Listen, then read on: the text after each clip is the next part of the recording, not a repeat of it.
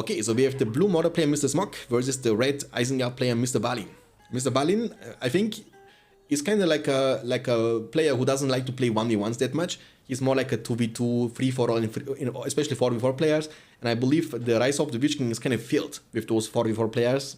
There are so many people who are playing always exclusively 4v4s, and I believe Mr. Balin is one of them. Smokey on the other side is a different player. He likes 1v1s the most. He plays 1v1s exclusively. Ball in less than 3. We have my sword, Balin, 2 slaughterhouse, into the Haradrim Palace, into the 3rd slaughterhouse. Remember, Mordor is the most, you know, the one faction with the most options. Haradrim opening, Orc Pit opening, Corsair opening, Troll Cage opening. You have like so many options. You can do whatever you want. And Isengard is gonna open with Clan Steading for the Weapon of Dunland. So you can easily counter that with your Haradrim archers. It's not a big deal. In my keyboard, in my axe. And he's going for the level 2 instantly. Haradrim Palace level 2 for the Haradrim Lancers. That's gonna be a great counter to the Weapon of Dunland. No problemo. Mr. and Mr. Yeah, Mr. and Mrs. Smok. Maybe I need pills to make my brain work. Don't worry about it, dude. It's about fun, you know what I mean? Like, I'm always saying, and because it's important, I believe like playing a game which is nearly 20 years old should be mainly about fun. You know, of course, balance is also very important, but the fun should be always the main focus, you know?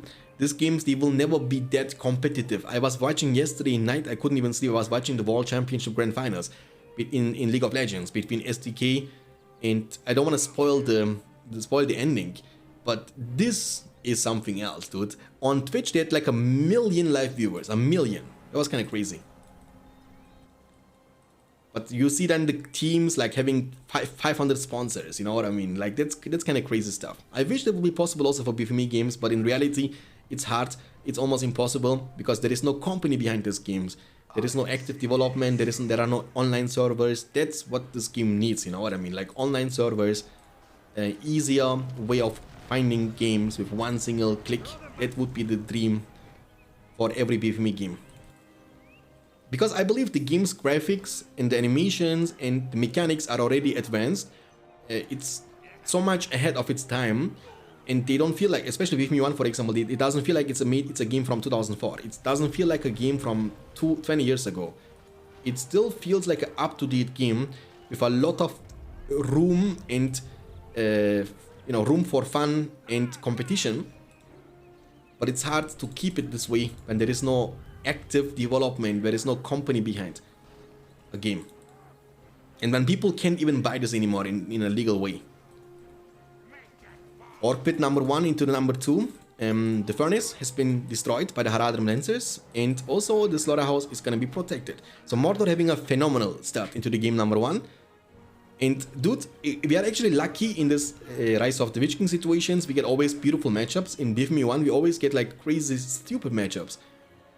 Like, the thing is, there is a big difference between elves against men, for example, or men against, I don't know, elves in this game versus Gondor against Rohan in BFME 1. The walls around the wall, around the base, makes it so you have like 20 minutes running around the base, running around the entire map and fighting for the settlement exclusively, which makes the matchup way less interesting, because in order to play the game properly, you need to go either for the ends, for the siege, or for the trebuchet, you know? Especially a Gondor mirror match can be so boring. It's like the most boring matchup in the game, I think. The best matchups in the game for BFME 1 are definitely good against evil matchups. Gondor against Isengard, Gondor against Mordor, Rohan against Isengard, Rohan against Mordor. 4 matchups. There comes Warchant onto Weapon of Dunland only. They're not really fighters though, I mean, they're only for harassment.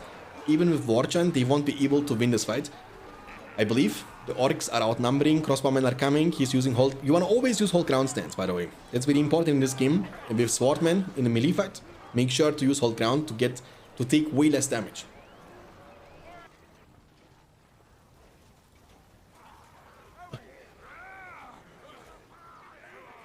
Best Rise of the Witch King matchup is Elven Mirror, but trust me, Elven Mirror in this game is definitely better than Gondor against Rohan matchup in BFME 1. because you can still attack the enemy fortress and stuff without having to build ends, you know. It's also boring. Albion Mirror is also boring. It's also very, very boring, true. I mean, once the group stage is over, we're gonna make also a different, a little bit different format for the round of 16 and for the quarterfinals. We want to make it so every player will be given the chance to dodge a matchup. So, for example, you load in, it's a Gondor mirror, and one player doesn't want to play that, he can dodge. So you will have one dodge available in a series, and hopefully this one dodge is gonna make it possible. So we will avoid those matchups at least a little bit. Right now it feels like we get to play Gondor against Rohan matchups or Gondor against Gondor matchups. I played 2 series, right? I played one yesterday and one 2 days ago, it's Friday. And in both series, I got to play 2 times Gondor against Rohan and 1 time Gondor against Gondor. I played 4 games in the tournament so far, and 3 of my games were Gondor against Gondor or Gondor against Rohan. 3 of them. I'm not saying it was fun. I have 1 dodge in all WCS, also in Rise of the Witch King. There are gonna be situations in which you can dodge. 1 matchup, you know, in best of 5, best of 7, best of 9. When there is a matchup you don't want to play in either way, then you can dodge it. So when you dodge a matchup, it's going to be again random in the upcoming game. Mordor is going ham into a big push.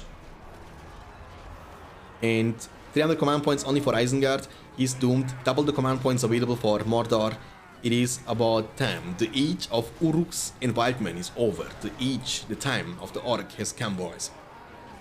You have even the black orcs, and you know what they say, once you go black, you never go back.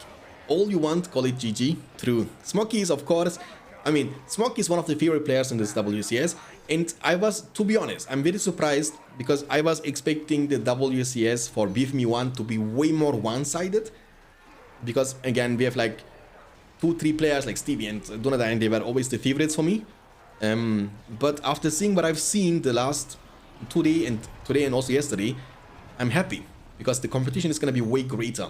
Anyways, we are in the game number 2 between the red Mordor player Mr. Balin against the blue Isengard player Mr. Smok. That's the game number 2. The score is 1-0 for Smoky. He was able to win as Mordor against Isengard in the previous game. Let's see if he can also win now as Isengard against Mordor in the game number 2 on the same map, but in this swapped spots and fact Johns. Double Furnace opening, double Slaughterhouse opening. Remember, Mordor was opening with a Haradrim Palace in the previous game and going for Haradrim Palace level 2 for the Haradrim Lancers. And they were kind of doing a good job for harassment. We must join with Sauron. It would be wise, my friend. It would be wise, my friend. 2 Slaughterhouse, Haradrim Palace into the 3rd Slaughterhouse. We see 2 furnaces, Uruk Pit into the 3rd furnace. Eye has been picked. Eye of Sauron. And Haradrim Palace opening once again.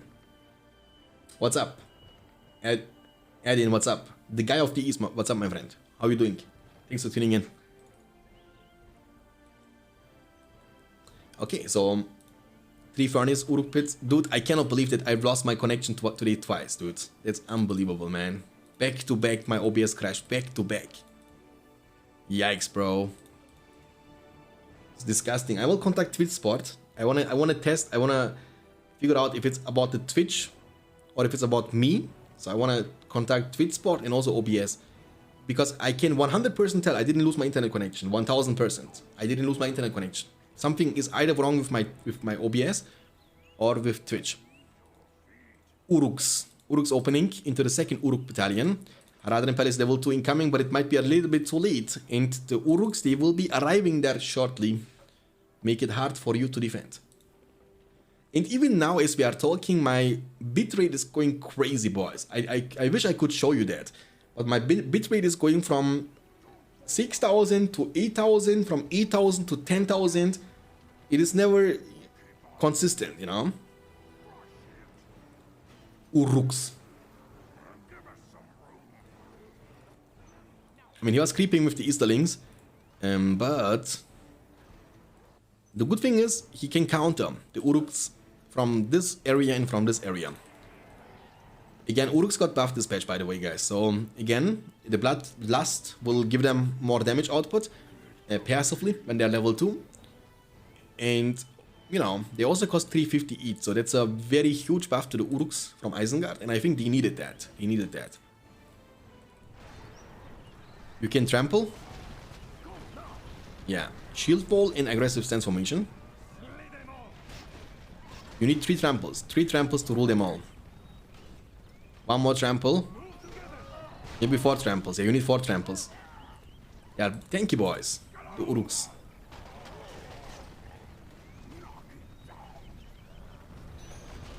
He's gonna say, well.